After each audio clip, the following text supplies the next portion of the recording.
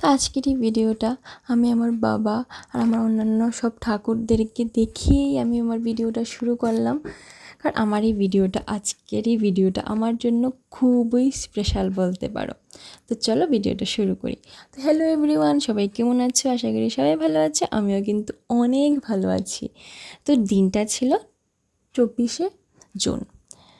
তো ওই দিনে ছিল কি, তো ওই দিনটা আমার আর ওর জন্য, আমাদের দুজনের জন্যই খুবই একটা মানে কি বলবো, স্পেশাল একটা মুমেন্ট ছিল, স্পেশাল দিন ছিল, মানে সব কিছু ছিল আমাদের দুজনের জন্য। কারণ কি, আমাদের 11 বছরের ভালোবাসার পূর্ণতা পেতে চলেছে এই দিনটাতে। হয়তোবা তোমরা বুঝে গেছো। হ্যাঁ, আমাদের ওই দিনে ছিল রেজিস্ট্রি ম্যারেজ। আমাদের দুজনের যা যা ডকুমেন্ট, আমাদের সাক্ষী যারা ছিল, আমার মা বাবা ওর মা, আমাদের সবার সব ডকুমেন্ট আমরা ওই 1 মাস আগেই জমা দিয়েছিলাম। তো আজকে আমাদের ডেট পড়েছিল 24শে জুন 2026। তো দাদা আমাদের চেনা ছিল, দাদা আমাদেরকে অনেক হেল্প করেছে। তো সকাল সকাল গিয়ে আমাদেরকে বললো যে তোমরা সকালে এসে একটা মানে সিগনেচার আছে কিছু, ওইগুলো করে যেও, তারপর আবার দুপুরবেলাতে টাইম দেবে, তারপর আসবে। তো ওই সকালবেলা এসে আমরা সিগনেচার করে এখন যাচ্ছি বাড়িতে, গিয়ে এখন রেডি হয়ে আবার যাব ওই ডিএমের সামনে, যেটা পড়তে হয় আর কি, ডাইরেক্ট ডিএমের সামনে যেটা মেইন যেটা হবে। তো এই যে আমার বিয়ের যে শাড়ি আর ওর জন্য পাঞ্জাবি এনেছিলাম। তো আমাকে কীরকম লাগছে জানাবে। অনেক তাড়াহুড়ো করে রেডি হয়েছি, জানি ভালো লাগছিল না, তারপরেও জানাবে কীরকম লাগছে। মানে খুবই তাড়াহুড়ো করে রেডি হয়েছিলাম। তো আমাদের টাইম ছিল 3টা, আমি গিয়েছিলাম 3:30টার সময়। বিয়ের দিনেও আমি লেট, সকালবেলাও 9:30 বলেছিল, আমি গিয়েছিলাম 10টার সময়। তো গিয়ে দেখি মানে ওর মা এসে বসেছিল। তো আমি তো ওই লেট করে গিয়েছিলাম। আমাদের 2 নম্বরে নাম, মানে আমার নাম ছিল, কিন্তু সবার লাস্টে গিয়ে আমি বিয়ে করেছি। মানে কি বলবো, জাস্ট একটা মানে ওই দিনটা আমি তোমাদেরকে বারবার বলছি, মানে খুবই স্পেশাল ছিল আমার জন্য এই দিনটা। মানে আমি তোমাদেরকে বোঝাতে পারবো না সেই ফিলিংটা। এখানে একটু টেনশনও হচ্ছিল খুবই, মানে বুকটা জাস্ট ধাক ধাক করছিল, মানে অনেক বেশি টেনশন হচ্ছিল যে সব কিছু ঠিক মতো হবে তো না, কিছু গড়বড় হবে না, মানে কি বলবো। এখন আমাদের ডাক দেওয়া হয়েছে, এখন যাব এসডিএমের সামনে। তো এখন হচ্ছে সেই ফাইনাল মোমেন্ট।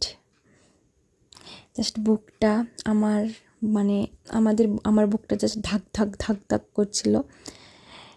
আর ওর কথা তো বলে লাভই নেই, আমাদের আগের দিনও ঝগড়া হচ্ছিল যে আমরা বিয়ে করব না।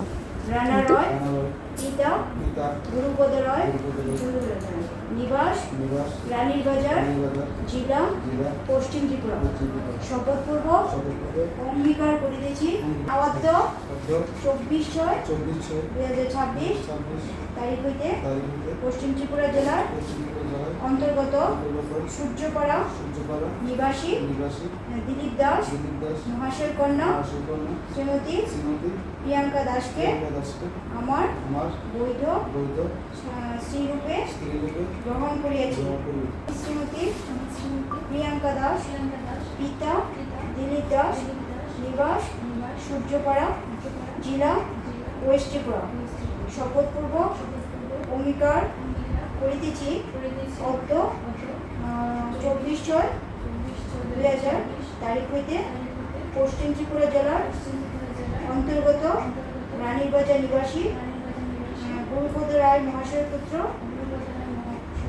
শ্রী রানা রায়কে আমার বৈধ স্বামীরূপে গ্রহণ করিয়াছি। তো ফাইনালি আমরা স্বামী স্ত্রী আজকে থেকে।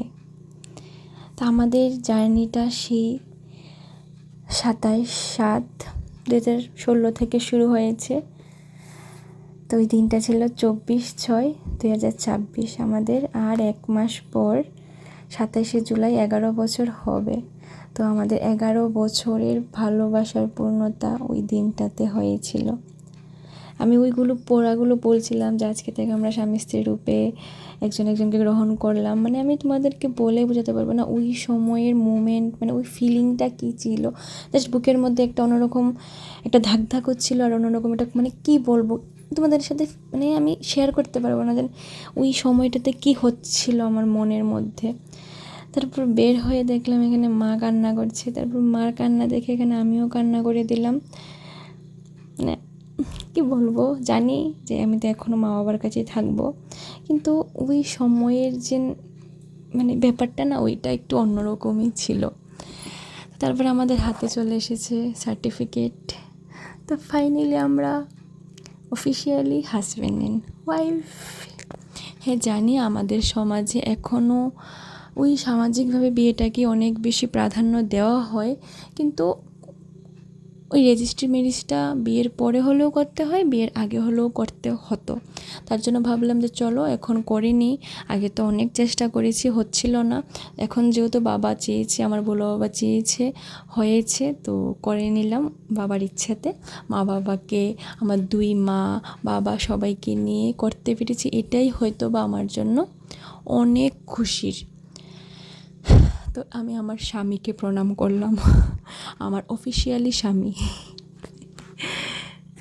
তো অনেকটা খুশি লাগছিল, অনেকটা খুশি। আমাকে দেখলেই তোমরা বুঝতে পারবে আমি খুশিতে জাস্ট তিরিং ফিরিং করছিলাম। দেখো আজকের এই দিনটা কতটা খুশির আমাদের দুজনের জন্য। কিন্তু আজকে যদি আমাদের মাঝে আরেকজন থাকতেন, আমার শ্বশুর বাবা, তাহলে হয়তো এই খুশিটা আরও দ্বিগুণ হয়ে যেত। কিন্তু আজকে উনি আমাদের মাঝে নেই, অনেক বছর আগে আমাদেরকে ছেড়ে চলে গেছেন। উনি যেখানেই থাকেন যাতে ভালো থাকেন, ভগবান ওনাকে ভালো রাখেন। তো সব কিছু ভালো ভালো হয়েছিল, এটাই আমি এটার জন্য খুব টেনশন করেছিলাম যে যাতে সব কিছু ভালো ভালো হয়ে যায়। তো সব কিছু ভালো ভালোই হলো। তো এখানে দেখো আমরা বের হয়ে একটু মা বাবা ওদের সাথে ফটো তুলে নিলাম। এখন মা বাবারা চলে যাবে। তো যাওয়ার সময়ই আমার বাবার মানে ভোলা বাবার সাথে ভোলা বাবার আশীর্বাদ নেওয়ার দরকার ছিল, কিন্তু ওই বললাম না আধা ঘন্টা লেটে গিয়েছিলাম আমরা, তার জন্য আর ঢুকতে পারিনি বাবার মন্দিরে।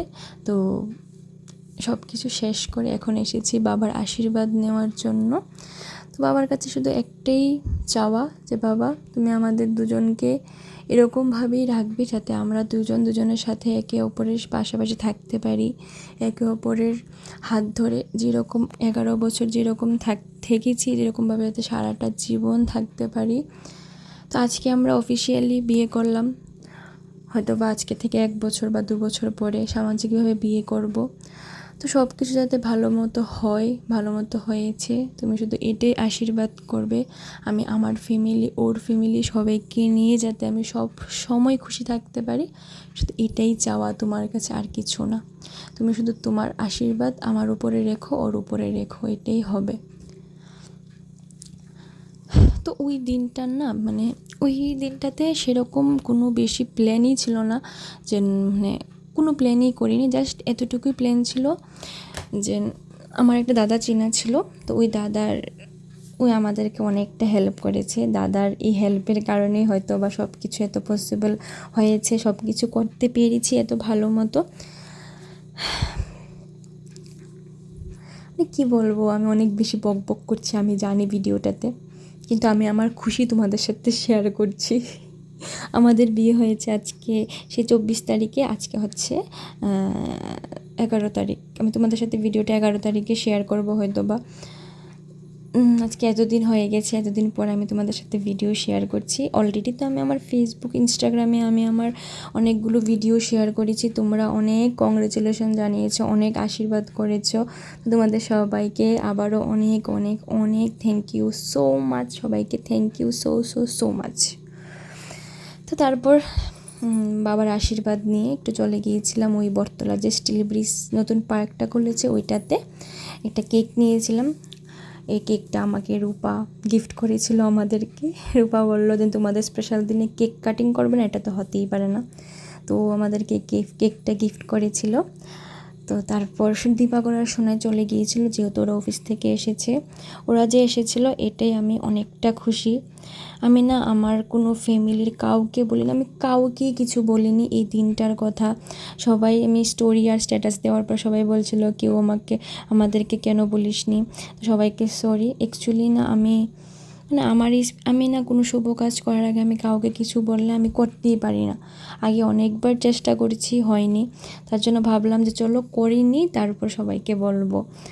তো তো সামাজিকভাবে বিয়েটা তো রয়েছে নাকি, সবাইকে নিয়েই ওই বিয়েটা করবে, এটা তো জাস্ট রেজিস্ট্রি ম্যারেজ ছিল, তার জন্যই নর্মালভাবে একদম ছোট্টমোট্টোভাবে করে নিয়েছিলাম, সিম্পলভাবে। তো এখানে আমি মালা এনেছিলাম, ওনা মালা পরতে অনেকটা বেশি লজ্জা পাচ্ছিল, তো একটু একটা দুটা ফটো তুলে তারপর মালা খুলে হাতে নিয়ে ফটো তুলেছিলাম, ভিডিও করেছিলাম। তো সবাইকে থ্যাংক ইউ, স্পেশালি আমার ঝুমা রানীকে অনেক অনেক থ্যাংক ইউ। তো চলো এখন বাড়ি চলে যাচ্ছি। তো ভিডিওটা কীরকম লেগেছে জানাবে, অনেক বেশি বক করেছি ভিডিওটাতে। তো আজকে থেকে আমরা অফিসিয়ালি হাজব্যান্ড অ্যান্ড ওয়াইফ। তো সবাইকে লাভ ইউ, অ্যান্ড ভিডিওটা ভালো লাগলে অবশ্যই লাইক, কমেন্ট, শেয়ার, সাবস্ক্রাইব করবে সবাইকে। টাটা।